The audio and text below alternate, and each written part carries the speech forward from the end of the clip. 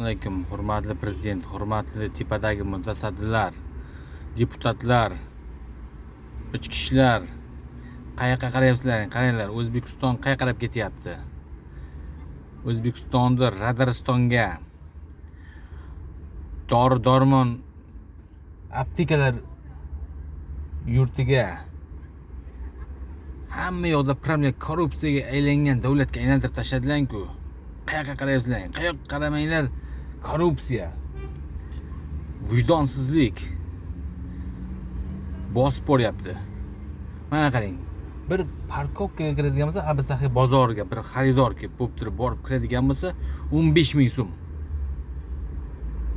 U narsa olgani boryapti u oddiy xalq. Parkovka 15 ming so'm. Radar har 500 metr yurganingda hamma yoqda radar. Qara, Rossiya bilan solishtiradigan bo'lsak, почти 10 barobar qimmat bizda. Rossiyada 35 ming so'm, 500 rubl.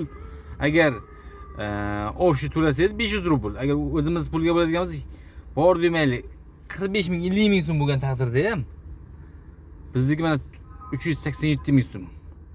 5-6 barobar mana skitkada bo'lib to'laganimizda 5-6 barobar qimmat. Biz qayoqqa turyapmiz? Pul qayoqqa ketyapti? Mutasaddilar, biz qayoqqa qarayapmiz?